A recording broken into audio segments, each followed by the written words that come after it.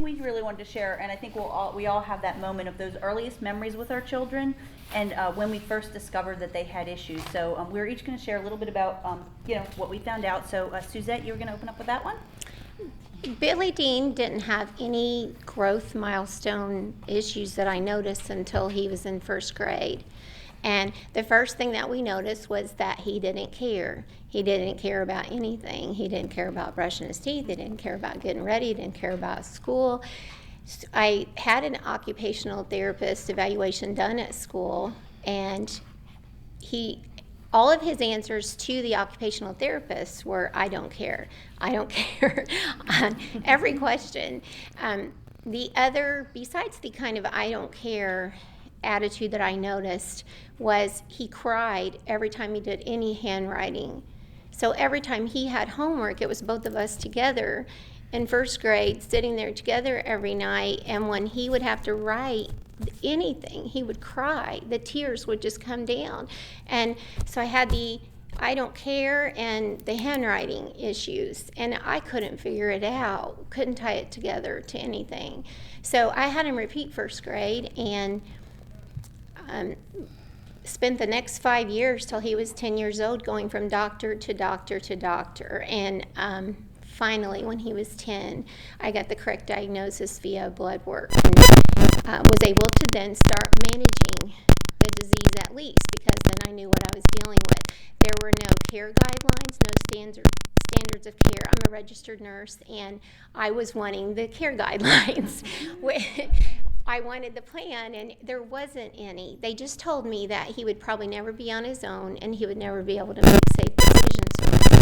So that was what I set out to find, and now the MDF is developing those. Yes. I'm very thankful. Yes. Thank you. He's almost 21, but I can have care guidelines. Yeah. Well, as I listened to Suzette, and we only just met a few months ago, but I think what blows me away is how, even though we didn't know each other, how incredibly similar our stories are. And it really is kind of some of the sad things, heartbreaking. Abby was, as a young child, the happiest kid you could see in your life. That smile on her face, easygoing, everything absolutely amazing about her. Through preschool, everything was normal. She was a little uncoordinated, but I'm not the most coordinated person. I didn't think much of it. She never would tie her shoes, and we're like, whatever, I'll tie them. Where do you get Velcro shoes? Was pretty much our life when she was young. But all that changed when school started, and the handwriting. You had this kid that we were about to put in the gifted program, and they're like, look how smart she is. Both your kids are so smart. And then they're just handing back work saying, I can't read this. How can I grade something I can't read? Same thing, the frustration, the tears. It was just, the harder we tried to fix that situation, we tried art classes. That was pretty funny because she really didn't like those. And if you stop and think about it, it just exasperated the problem. But she couldn't express that. So we eventually asked for help for occupational therapy. They said, no, she's much too smart for that. So I think we've all had a lot of these things. So eventually we just moved her to a school for children with learning disabilities. We didn't know what to do. We didn't know why. We just knew it wasn't where we were, was not going to work. And things started to open up there. The frustration disappeared, and many things disappeared. And we started seeing her making progress and learn. It really got a lot better as far as the emotional, the happiness within the home and things. But we still didn't know what was going on, and still didn't know what would happen on the other end when she came back. At home, we tried different techniques, like everybody knows you discipline, you have reward systems, you do things like that. So we had, my kids were on swim team. Losing goggles on swim team is like a big thing for little kids. Very simple motivation. Hey, at the end of the summer, you get $10 if you have your goggles all summer. My older daughter, poof, she never lost her goggles ever again. Abby, it didn't matter. Unless we brought the goggles home, if I took her instead of my husband, it was kind of like, Sue, why did you forget the goggles? Nothing was working there. So all those things, is she lazy? Is she frustrated? Does she have an attitude? Eventually, she had a concussion, which they told us was a mild concussion.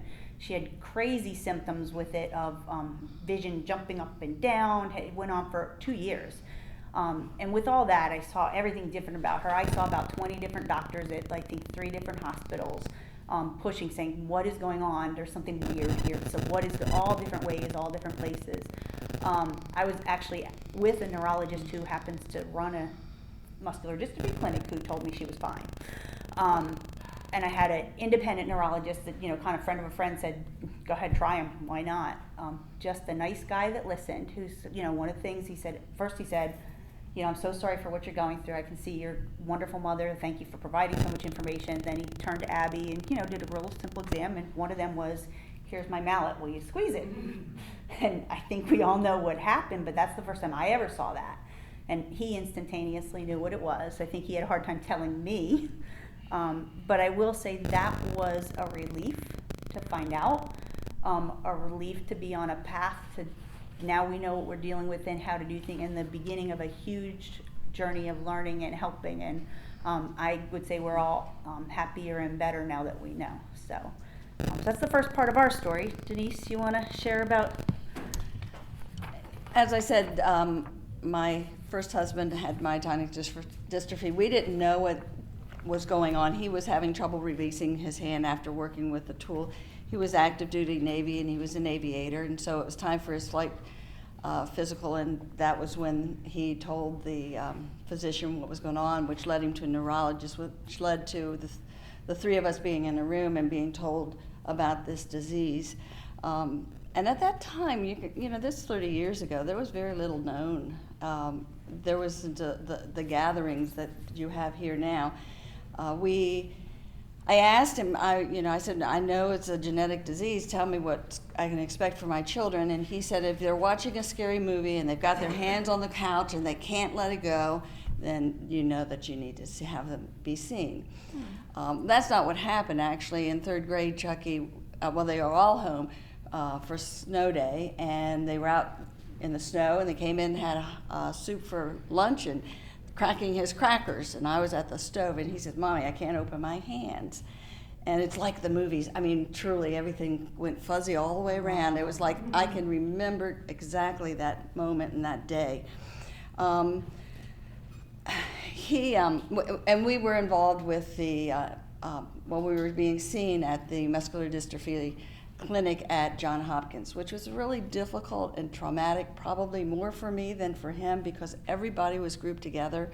We would see Duchenne's and we would see Lou Gehrig's, and I just saw my little boy looking at these people, and I was projecting. He's thinking this is going to happen to me, and so for many years we didn't see anybody except his own physician. As far as motivation, we retained Chucky in the 6th grade because we moved, and he was able to do that without any stigma attached, which was really important. I, at that time, was also a school teacher, so I knew some of the tricks to get that kind of thing to happen. And his teacher, at first, I wanted him to go in 5th grade when we moved, and she refused to do that. And when she held him back in 6th grade, she said she should have listened to me. So I knew right away that there were some educational deficits that were happening, but nobody would tell me if it was attributed to the muscular dystrophy or it was just his personality. He also had many of the same traits as far as motivation, but I didn't see it as a problem with motivation because, he was a kid and he was a guy. I figured it was just really normal. And so I just treated him like he was not behaving, and he would come about, and he was able to actually do the things that I asked him to do. He also had the trouble with personal hygiene, and that was one that we work on to this day at almost 40 years old. In the 6th grade, I'm no longer a teacher. I'm now a clergy. I'm a United Methodist pastor in the Baltimore Washington Conference. But in 6th grade, in our church, we had a youth singing group, and he joined that because 6th grade was the first year you could do it, and he went all the way through 2 years after graduation. And he had the diagnosis. They knew. The director was so wonderful in allowing him to be there. And when they went on the road, I didn't go with them. He was well supported. So we were really lucky in that people didn't coddle him, because I would probably knocked him down, but they were aware that there was a difference, and they encouraged him in the ways that he could excel, rather than tell him to do something he couldn't do and feel bad for himself. So those early stages of just figuring it out were so important, but I think a lot of us, from there comes the journey of, all right, now that we know, what have we been through, what have we learned, and I'm obviously very early on this journey of finding out, but those are some things we also wanted to share with you. Myself, I think I can't how powerful it was to understand and see things differently with her, to watch the little things like tying your shoes, like cutting your steak. And instead of being like, Abby, you really should be able to do that stuff, just, okay, I'll cut it for you. It just changed the dynamics of everything, first in the family and now more in the rest of the world. One of the things I've also learned, and I think I learned this a lot, honestly, at last year's conference, was to really think about the strengths that she has. And I sort of wanted to share that because I find a lot of them, the strengths seem to be common, but it's so easy for us to think on the challenges. But remembering those strengths is such a big part of motivation. And for her, she's still the happiest kid you would ever meet, a nice person. She aims to please. She wants to make people, she wants to do well. She cares. She is one of the most diligent students in school. I went to back to school night. Every teacher, she's missed tons of school already this year, but they're like, she's the one, she's on top of it. She wants to please and do well, and everybody knows it. The other is that we're not perfect family. We're not perfect parents. So sometimes we get frustrated. Sometimes we snap. Yes, we still do that, even though we know we shouldn't. She forgives us every single time, no matter what. It's like half an hour later, I'm mad at myself, and it's ancient history to her. She still loves me. And she just loves life and everything and the people around her more than anything. And, and I think somebody last year said to me, like, what you really want for your child is happiness. She's got it. She's a happy kid, and that means a lot.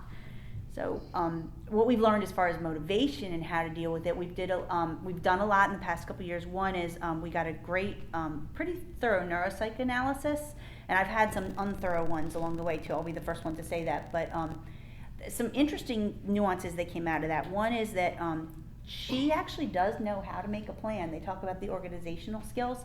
She's really good at making a plan, and she's really good at following a plan. She just doesn't know when the heck she needs to make a plan. So it's like, if you know that, it's that point in time where you say, Abby, go build a plan for how you're going to make up the 3 days of school you missed, or how you're going to do that. We can work with her and get her there. But that was like such a aha moment. The other is that she's easily distracted by irrelevant information. In a connect the dots things, if you change from Roman numerals and regular numerals in between, she did great on the basic connect the dots. But you switch the first one as a regular and the second one as a Roman, she falls apart because it's just too confusing for her. And the other is working memory. Remembering that word, she'll say, see that thing in the ceiling that provides light for the rest of the room? And it's a lamp, or whatever. And when you're taking a test, that's a bad thing to not be able to think of the right word for. But when you start understanding those things in coaching, and she understood that, we walked through together every bit of it. I had to do a lot of reading to be able to explain it as well as I just did to you guys. But for her to understand that about herself became pretty important. The other thing, so in school, moving her to the right school became really important. And Denise mentioned the warm environment that Chucky was a part of. We switched schools to find we're in a private school. They officially have absolutely no accommodations for her, but they care, and they're nice, and they use common sense. And that is more than we got anywhere else, and it's great, and she feels safe and comfortable. It's an iPad-enabled school, so when it comes to handwriting and things like that, she just takes her notes on her iPad, functions all day, does great with that part of the process. She and I work together. We talk about that making a plan thing. We try to once a week meet, go over where do you stand on each one of your classes, what's your plan for the week, and help her build that plan and build that thought process. And that's really, really worked well for us in that environment. The other thing that works well is very specific rewards, because she used to not understand like when she did well or didn't do well. Now we know our goal, we don't always get there, is to get all A's and B's on our report card. And that's something, so we watch the grades as they go, but at the end of the marking period, if she gets all A's and B's, we go to the melting pot. And that is her favorite place in the whole world to do that melt, and she knows it. She's like, I want to be here next marking period. So it's very simple connecting it. I'm sorry, she's 18 years old. She's a senior in high school. So And then the other thing in the home environment with motivation, it's a lot about let's do this together. I can't say, Abby, go clean your room. I go in, like, you know, we work together and do that. That tends to work, making expectations very clear. And the other is she loves having her friends over for movie night. Fine, you're welcome to, but very specific, tied to if the basement gets clean, that's fine with me. And as much as we have worked with her that way, she's actually become one of the most organized ones within her group of friends because she knows that she has to do things to plan things. So, Suzette, you want to share a little bit? Yes.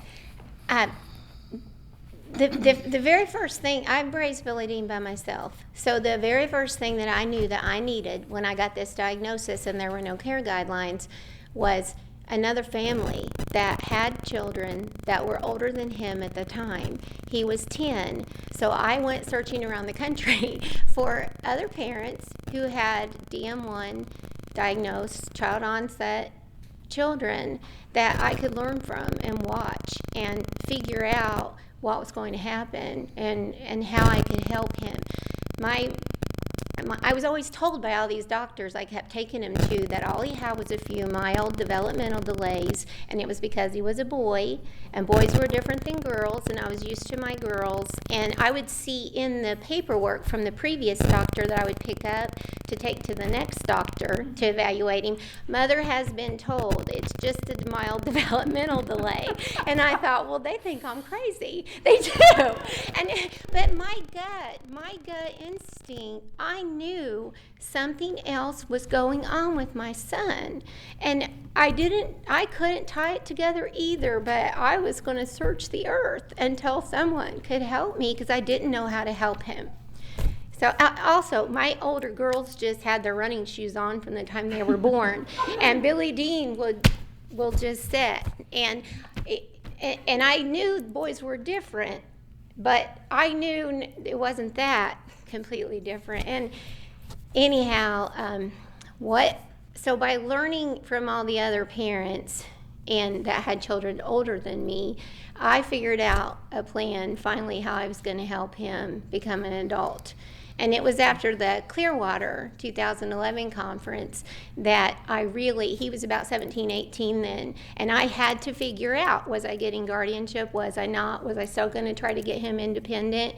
I had to make these decisions now, and I really realized from everything I learned from the other parents who had children older than mine that I had to protect him, that he was not going to be safe in society. With everything I knew about my child and everything I was learning from everyone else, so I changed my retirement plans and changed my life plans based on that. And so that's what I did. I got legal guardianship of him, set up my daughter and son-in-law to be his guardians when I'm gone, bought some land and built a house next door to them and built a handicap kind of roommate floor plan for us. So when I'm gone, he's right there. He'll have his caregivers coming in. The kids are automatically his guardians. And so I have the peace of mind there. The motivation part for him, the best thing I found was his service dog. And a lot of other parents I talked to said they didn't get a service dog because the dog would pull their young adult because of the weakness.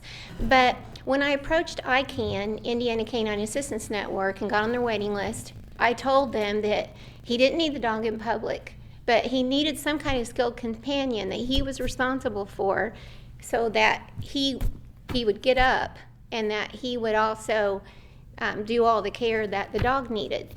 And so they trained the dog from birth based on that. And and then Billy Dean and I went for training. He had to miss school and I had to miss several weeks of work, took PTO time, and we had to go and do training every day and take tests and all this with the dog. But it was like tailored for Billy Dean and all of his deficits. So, and it's worked like a charm. He loves his dog. He has to get up every day to take care of it. He has to brush his teeth. He brushes his dog's teeth. That was part of the deal. He has to be the caregiver for the dog. And so he has to understand everything about the dog and the care, and then he has to as well. So that's what's worked for me to motivate him to get up in the morning. Then I also learned from another parent, a parent of a congenital, Lisa Harvey, Duran now in California, and I learned from her the hippotherapy. Well, Billy Dean thinks he is 50% cowboy. There's a picture of him in his cowboy hat, and he thinks that because he thinks his dad is 100% cowboy, and I'm 0. So he says he's 50%. So when I tried so when I took him to the hippotherapy, he thought, well, he said he was highly qualified to be there because these are the horses. He's a 50% cowboy, and he knows about horses, and he loves the horses. So he would get a shower. He would get ready. Today's horse lessons. He doesn't identify as disabled. He doesn't like anything Special Olympics, special nothing. So we call it horse lessons. And he goes and he takes care of the horse, and then he rides the horse, and he thinks he's a professional horse riding person, and it works. It works on those days, and it's. I haven't been able to find it covered by insurance. I know a lot in some states with the congenital, or the kids under 18, in some places you can get it paid for with insurance, but where I'm at, it's expensive, and I just pay it. I just pay it because it's another motivator for him, and it's part of his routine, and it's just worked that wonderful. So the other parents that helped me know what to do over the last 10 years, and the service dog and the hippotherapy have been my charms for helping him. She mentioned about the dog pulling. My middle son is a dog trainer. He was in the Air Force as a dog handler.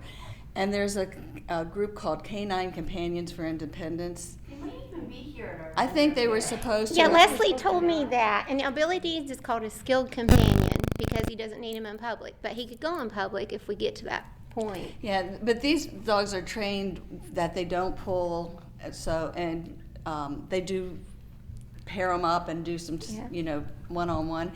What I think is really neat about them is that the person receiving the dog doesn't pay a penny at all, they're a great group.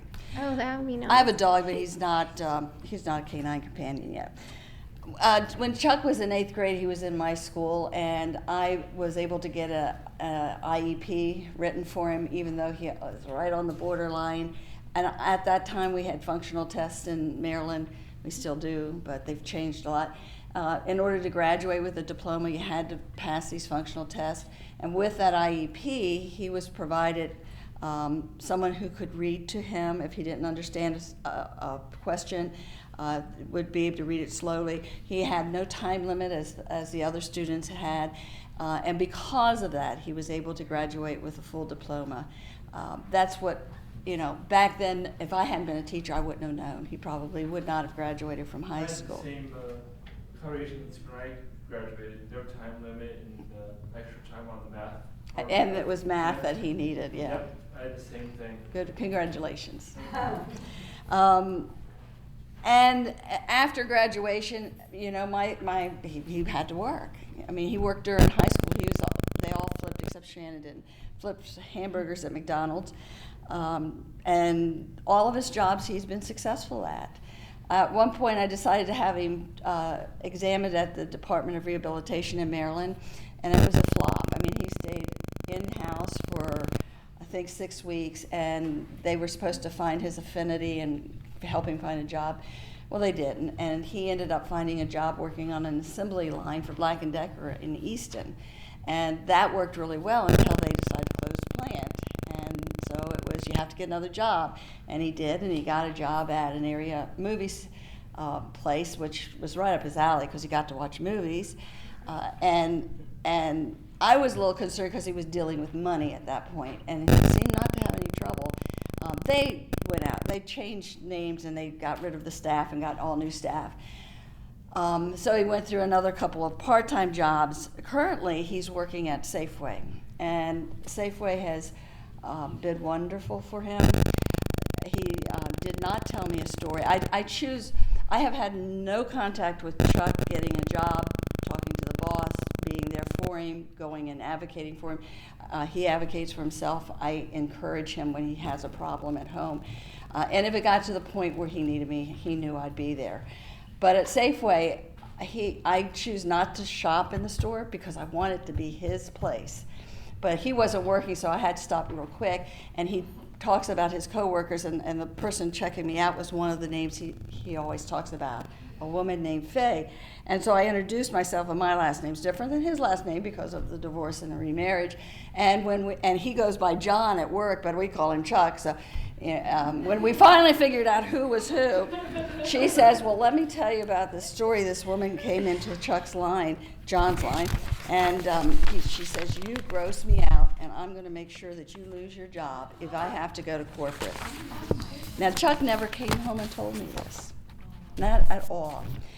But what Faye did is she told that woman off, and she got reprimanded by her boss at Safeway.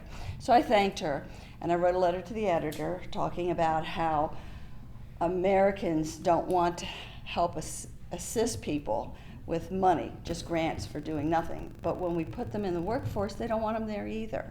So what are we supposed to do with this? And then I gave Safeway their line about how well they have many handicapped people working for them, most of them through Department of Rehabilitation. Chucky did this all on his own. They call him to come in on days that they need help, and he's not scheduled. They ask him to come in early. They ask him to stay late, and he's always there. He's the most dependable, high work ethic person I know, and I'm really, really proud of that. I learned 3 lessons from my son and what he can do, and one is that Chuck can handle his own situations if I just step back and let him do that first. Tend to be a little bit proactive sometimes, but I've learned to step back and let him be his own person. And then I found out that the people that work and play with him know that he's different, but they don't make a point of it, and they look out for him, like Faye did.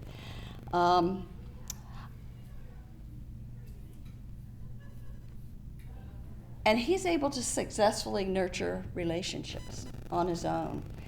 Not that he goes out with these people, not that he calls them on the phone, but he has that relationship. He's starting at 6th grade with that singing group, and I'll tell you more about another set of relationships. The one thing that really he needs help with is money. He has no concept. He keeps it in his pocket, it falls out, it's no big deal. So he's lived with me, and he will live with me until his sister has him, because I'm not here, and that's his sister. But so I take all of his money, it goes direct deposit in a joint account, and then I take it, after he gets a good amount, I take it, and you all can't tell IRS this, but I put it in a CD with just my name on it, because when their father was needing help, he had just enough money in his, which was $3,000, that he could not receive any help financially. So I have all of his money hidden in my name and Shannon's name, so that when he does need help, if he will need help, the money is there. And I'm always constantly saying, get the money out of your pocket before it goes in my dryer. And it doesn't matter. I believe in Chuck. Chuck has taught me lessons beyond what I would ever know. And I feel it's important for Chuck to own his own successes and not feel like it was because Mom did it for him. And so Mom doesn't do it for him, and he finds his own successes. So other things that, with Abby, when we moved on, got a little more tactical in things to do. One of the best programs that I wanted to share with you guys that she did was called Junior Partners in Policy Making. There's programs across different states for this, as well as they have an adult program as well. So if you find that program in your area, go for it in a heartbeat. But whether or not you do, there's some lessons learned in there.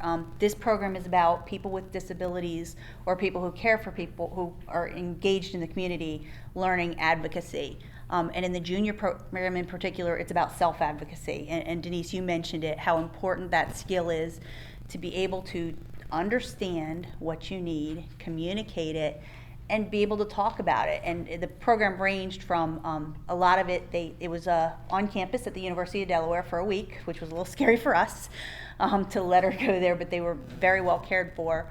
A lot of things about, let's talk about your hopes, let's talk about your biggest fears in life. And that was the first time she ever talked about her fear that her dreams might not come through, her fear that her concussion symptoms might never go away, those things.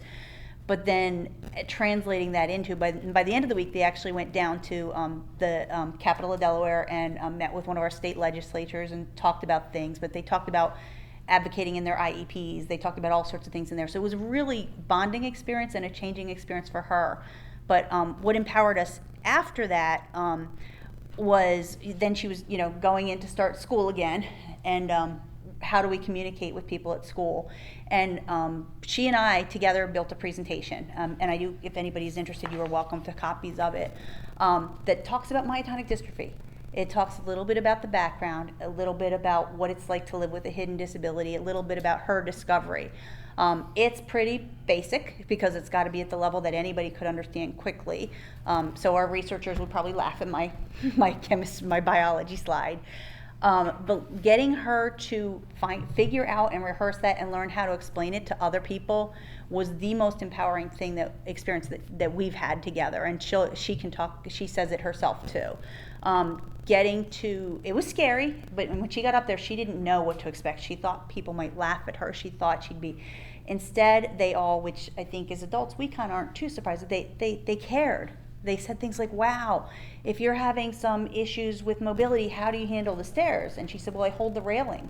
Well, isn't that hard with your grip issues? Like, it was very personal, very understanding with that. And for her to have that warm response back, she suddenly realized that it was okay to share. It was okay to be real specific about things, and that she would get a positive response back. And since then, it's something we continue. She's shared, actually, first day of school this year, her anatomy and biology class was, at 5 minutes to the end of the class, the teacher said, so has anybody ever heard of muscular dystrophy? So she said, well, as a matter of fact, I haven't. And so she's going to be presenting in her anatomy class about this year. But that's been the most empowering thing that we've done. And that's also the thing that what helps her is at the beginning of the year, she walks up to her teachers. I emailed the presentation, but she said, as my mom referenced, and she can interactively talk about it. The other, just a real example of real life examples, because their needs are changing. Everything's changing around them. This past week, that same anatomy class, they were doing a lab. Okay, we're doing a lab. We didn't think that would be a problem. Okay, let's all look at slides in the microscope. Okay, she never had any real problems with her eyes until just a little bit ago. She couldn't open up her eyes enough to see, and it was starting to hurt her, and she was starting to feel. And I can tell you, if that had happened a year and a half ago with another symptoms, she would have pushed through it. She would have ended up with headaches. She would have ended up a lot worse. Instead, she took a deep breath. She told the teacher. The teacher already knew something about it, and within 15 minutes, the teacher said, no, take a break from that. I have a website where you can look at slides. Okay, and the rest of the day went just fine. But that learning how to speak up for yourself and how to not be comfortable saying, this is, what's going on with me was by far the most empowering thing. And I could give 1,000 examples of times and places where she's used that skill set, but I think it was that process of learning how to talk to it that helped the most. So. It's me next? Mm-hmm. As I said, Chuck's been fortunate to have a lot of affirmations. But like I said, he also doesn't have a lot of close friends. But he's never allowed his limitations to interfere in his life. And up until probably about 2 years ago, Chucky didn't understand he had a handicap. To him, he was just a normal human being going about life. And if somebody said something about a handicap, he would say he had muscular dystrophy, but he didn't have a handicap. And he would be emphatic about that. He has never allowed his limitations to interfere in his bowling. We're a bowling family with 10 pins. And I want you to realize how he's now wearing 2 braces to keep walking well. His hands are definitely affected. And he bowls 10 pin, which is the big ball. We did reduce the weight of the ball to what was limited, but he still bowls 2 leagues a week. I hadn't been bowling since I had gone, I guess when I started teaching it was just too much. I went back to bowl with him and I had a great time. I mean, it was neat to be with him and his team because by half chance, I don't know, it's a regular bowling league on Wednesday night, and on his league there's a picture of the trio and here it's too small to really see. The leadoff bowler is a gentleman, maybe 7 years younger than Chucky, who lives in a group home. He has educational deficits, and while bowling with Chucky several years ago, was actually hit while riding his bike by a car. And so he's recovered and come back. He's the leadoff bowler. The second bowler is Chucky with, he gets up there and he bowls, and his average has been coming down a little bit, but it's still about 120, so that's not too bad. And then I would bowl, and then a gentleman that has been with these three men all the time since they've been bowling, as perfectly normal, a wonderful man. Found out when I met him that he had gone to high school with me and graduated the year behind me. And he keeps them going, and just does it because he treats them normal. And the last bowler is Zach. Zach is autistic and carries a 210 something average, and lives in a group home. And the best thing about Zach that he taught me is every time he got a strike, now he gets a lot of strikes to have 200 average. Every strike's like the first one he's ever had. And I actually preached about this. If we could only treat life to be that exciting, that every experience we could just get up and cheer and go on. Recently, though, Chucky's handicap has become more severe, and last summer, I believe, he fell in his approach, and he got hurt, and he stopped bowling, and he did come home. And I've come from a bowling family, and I'm a certified coach. I took him up to the center before his next time to bowl, and I said, let's see if we can do some adaptation. And we did. And he's still bowling, and he bowls two legs to this very, very day. He's always open to suggestions. He's always willing to listen. He may not listen well enough to remember and follow through. But I would say up until just maybe recently, he doesn't recognize his handicap. And now he knows about it, but he doesn't really see it any differently. He's just doing what he's doing. And these three boys, men, they're my role model. They're my role model. Well, I wanted to throw out there, right now, Billy Dean's trying to get a part-time job. We went to, in Indiana, we have vocational rehab that will help people with disabilities that want to work get a job. And I knew that I had to really figure out some kind of way to get him interested. And he thinks Kroger's has really high quality groceries. And he thinks that the only place he likes to buy groceries because of high quality. When we first went to the interview, she mentioned Walmart for him maybe working there. And he said, Walmart's cheap. He doesn't like Walmart because it's cheap, and he never shops there. He doesn't even like the parking lot. So I asked her, so then I said, do you have anything at Kroger's? And he said he'll work at Kroger's. And I was trying to tell the job coach, he will be happy. He will get up. He will feel important because he will be motivated if he's working at Kroger's. They kept trying to push Walmart. And I said, just please don't even say Walmart again because he's not going to work there. Or if we do get him there, he's not going to be all he can be. The motivation's not going to be there. If he can go to Kroger's, he's going to be happy. We're going to see the best Billy Dean bagging those groceries that he can be. And he's going to be the best employee because he's going to be motivated because he loves Kroger's because they're high quality. So instead of trying to change him, because I've learned I cannot change him at all. So what I try to do is when I take him out there in the world is anything that he relates to or that motivates him, then I try to go that route. And the other option maybe for him, my oldest daughter is a real estate tax law attorney, and she's having her children right now, but when everybody's in school, she said that she could set something up for him in her front office to answer the phone or greet people. So I'm thinking between those two jobs, he will feel motivated and he will do it. And so that's my plan for him. So I know we are tight on time, and I do want to open up for a few minutes of questions to get back and forth. But before we do, first I just wanted to, all three of us, I think, want to thank you for coming and sharing today, because it means a lot, and I think it means a lot to all of our families. Also, just want to emphasize, we'll open up, but let's continue this conversation. There's support groups I know that we are involved in across the country to get involved in, to share. That's very, very helpful. And it's meant a lot to Suzette and I, especially for having been involved in it. It's meant everything to me, everything. Yep. There's a Facebook group for MDF caregivers that is also my lifeline for hearing stories and sharing stories. And I got to say, I don't post a lot, but I listen and care a lot, and boy, do I learn a lot from it. So I would highly encourage any one of you to enjoy those. The last page of the deck has that information on it, so don't forget about that. But I'll open it up. Any questions for any of us? Okay, I think we just have about 5 minutes, so if you have general questions, so that would be great. Susan, you had said earlier something about your daughter losing things.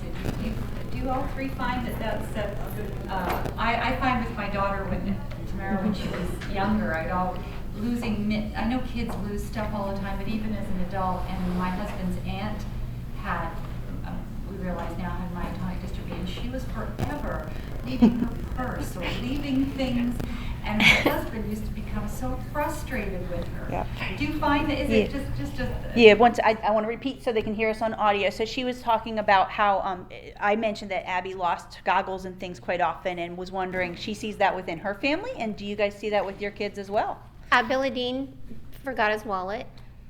And so we didn't fly, or he couldn't have got through the airport. And normally I'm always on top of all of that.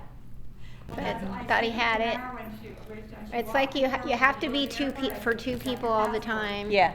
What other questions do we have out there? Yeah, so there's copies of Abby's presentation here.